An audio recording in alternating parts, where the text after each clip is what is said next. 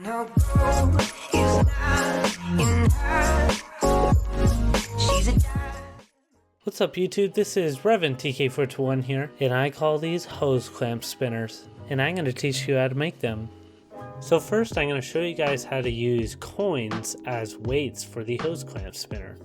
Here you can see I have 3 different configurations. So the first step is finding the right length hose clamp for the spinner. Then glue the coins together. Just note that the more aligned the coins are, the easier it is to balance the spinner later.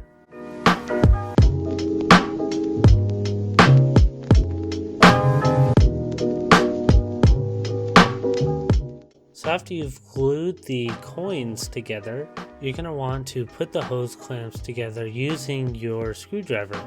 At first you're going to see that it's going to be imbalanced, so the best way to get it balanced is using this trick that I use. Hold the spinner vertically and see what side the spinner has a tendency to go to. When the spinner stops spinning, the side on the bottom is the side with too much weight. So adjust the weights accordingly to make it balanced. And that's all there is to it.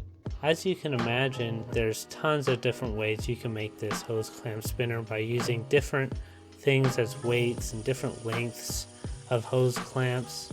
I'm going to show you guys a few more of my designs that I used in the coin version of the hose clamp spinner. Also, I'm going to be making a part 2 of this video with more designs and configurations of the hose clamp spinner.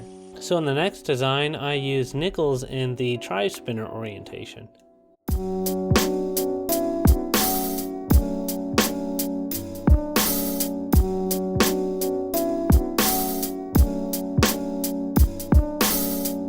The thing I really like about this one is that when it's spinning and you turn it, you can really feel the inertia of the weights, and it's kind of hard to explain, but it's really cool to feel. So in this design, I use quarters in the torque bar type orientation. For this one, I found that putting some rubber in between the coins in the center bearing really helped the bearing to stay where it needs to be. Otherwise, the bearing kind of moves around a little too much. You can use rubber bands for this, but any thin piece of rubber can be used for this.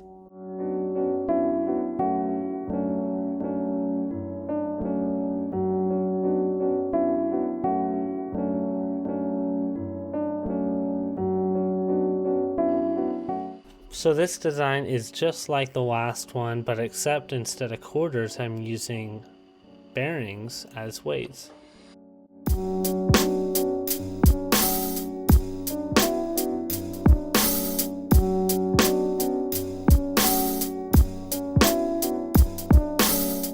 The thing I like most about this one is that it's really easy to fidget with and flick in different directions really fast with your fingers.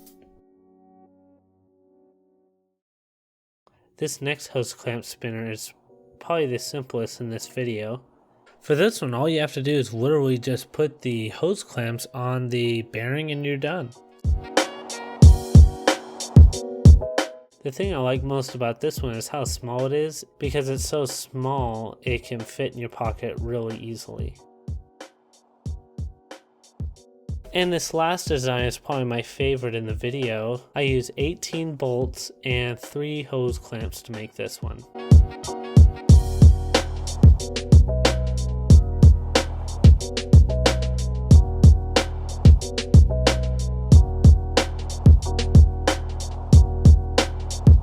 Probably my favorite thing about this one is that when it spins, you can see through it and it has like a ghostly effect, and it's kind of cool.